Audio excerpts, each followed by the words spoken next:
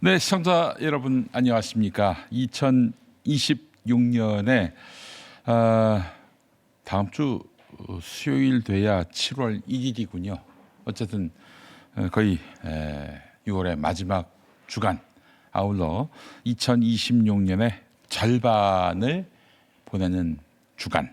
네, 6월 22일 월요일에 김용민 브리핑 시작하겠습니다. 현재 기온 20도입니다. 경기도 고양시 덕양구 창릉동 모습 보고 계신데요. 낮 최고 기온 28도로 예상되고 오늘 흐리고 비 오는 날씨 예보됐습니다. 12.3 비상계엄 선포 과정에 가담한 의혹을 받고 있는 박성재 전 법무부 장관의 1심 선고 공판이 오늘 열립니다.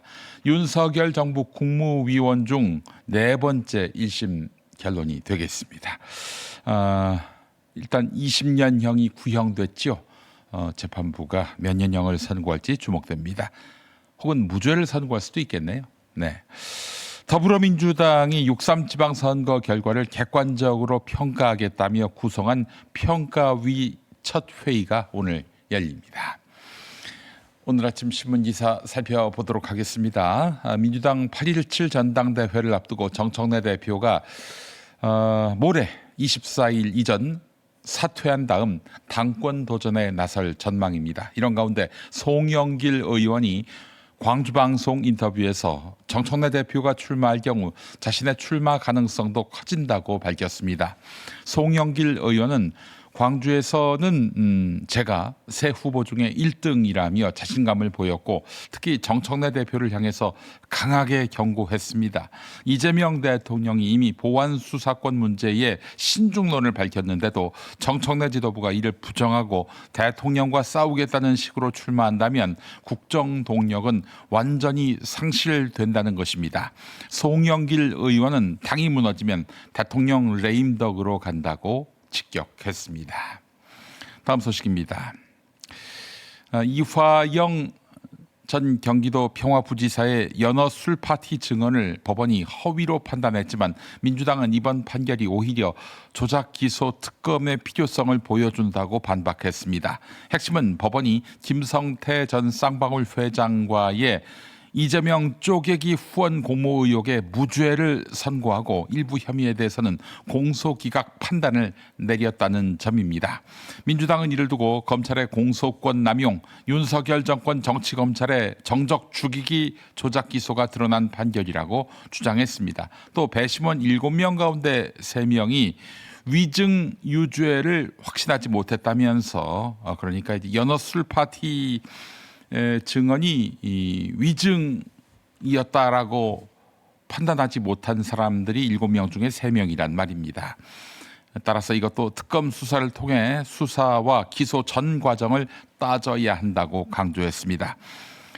김어준 유튜브에 자주 나오는 이화영 변호인들, 자기가 이화영 변호인이라며 광은 많이 팔았는데 연어 술파티 증언이 허위로 판단된 과정 속에서 도대체 무슨 역할을 했는지 궁금해집니다. 차차 따져봐야겠어요.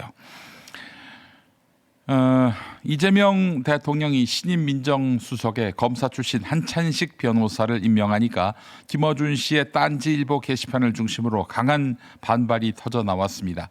한찬식 수석이 문재인 정부 시절 환경부 블랙리스트 수사를 지휘한 서울 동부지검장 출신이고 김현장 변호사라는 점이 도마에 오른 것입니다. 딴지 게시판에는 또 검사냐, 검찰개혁 배신 아니냐, 문재인 정부를 겨냥했던 인사를 민정수석에 앉힌 건 도발이다. 이런 비판이 이어졌습니다. 이들 중에 상당수는 최강욱 전 의원을 민정수석에 세워야 한다라고 주장해 왔었는데요. 대통령실은 검찰 조직을 아는 인사가 개혁도 완수할 수 있다는 입장인데요. 전당대회를 앞둔 민주당 내부에 갈등에 불이 붙는 양상입니다. 딴지 게시판이 민심의 척도라고 하니 정청래 대표도 민심을 대변하는 차원에서 이 대통령을 공격하는 것은 아닌지 또한 주목됩니다. 자, 6.3 지방선거 투표용지 부족 사태 이후 청년들의 참정권 문제 제기가 거세졌지만 이를 단순히 청년 극우화로 규정해서는 안 된다는 지적이 나옵니다. 대학가 성명 대부분은 부정선거론이 아니라 진상규명과 함께 책임자 문책, 선관위 개혁을 요구하고 있습니다. 문제는 정치가 청년의 불평등, 취업난, 공정성 분노에 답하지 못한 사이 잠실 시위와 온라인 공간을 통해 부정선거론, 혐오, 멸공 같은 극우 언어가 스며들고 있다는 점입니다. 전문가들은 민주진보 진영이 청년을 꾸짖기보다는 먼저 듣고 삶을 바꿀 대안을 제시해야 한다고 말합니다. 네, 청년들과 대화를 나누면 충분히 납득이 될 만한 그리고 공감이 될 만한 말들이 많아요. 덮어놓고 니들이 뭘 몰라서 그래. 뭐 일배에 처져서 그래. 비난하기보다는 경청하는 자세가 필요합니다. 근데 경청만 하면 안 되죠. 뭔가 효능감 있는 변화를 체감하게 만들어야 하는 것입니다. 자, 오늘 아침 신문 기사 함께 살펴봤습니다. 자, TV 뉴스는 어떤 이슈를 다루고 있는지 함께 살펴보지요. 이란은 레바논 대리 세력이 문제를 일으키는 걸 막아야 한다고 트럼프 대통령이 자신의 소셜미디어를 통해 밝혔습니다. 대리 세력은 헤즈볼라를 뜻하는데 트럼프는 이란이 이를 막지 않으면 이란을 다시 강하게 타격하겠다고 경고했습니다. 헤즈볼라의 도발로 이스라엘이 레바논 공습을 계속하게 되는 게 현재 진행 중인 협상에 영향을 미치고 있다고 보는 겁니다. 트럼프는 이란 대통령이 이란의 우라늄 농축권 유지를 주장한 것에 대해선 날선 비판을 이어갔습니다. 미 폭스뉴스는 트럼프가 전화 인터뷰를 통해 그들을 날려버리겠다는 발언을 했다고 전했습니다. 이란 대통령을 향해선 입조심하라는 경고도 했습니다. Those comments by Iranian President Masoud Pezeshkian, President Trump told Fox News he better watch his mouth, he better shape up, or we'll take over the rest of the country.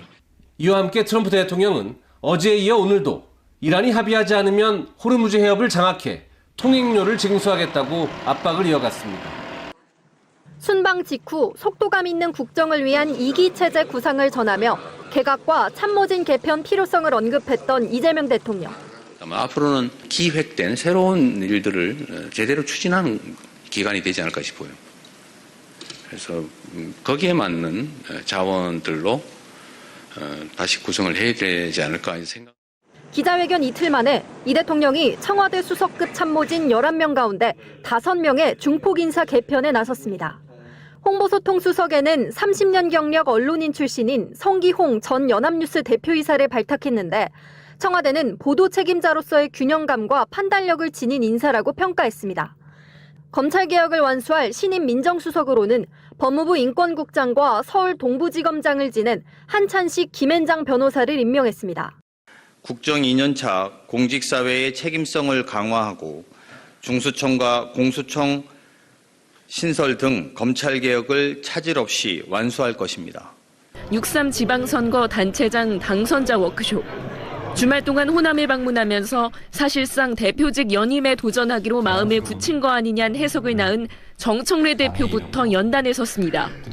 이재명 대통령에 대한 찬사와 함께 당정청 원팀 정신도 강조했는데 민주당이 처음 승리한 강원 동해시장 선거 등을 거론하면서 이런 자평을 했습니다.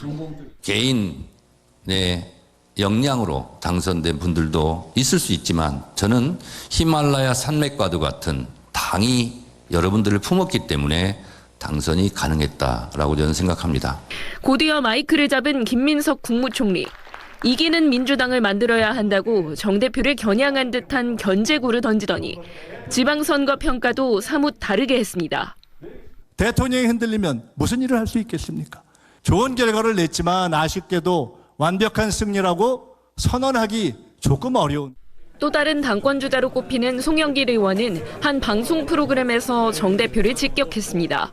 아니 집권당의 대표가 지금 대통령과 맞서자는 것인가 너무 지금 엇나가고 있어서 걱정이 많습니다.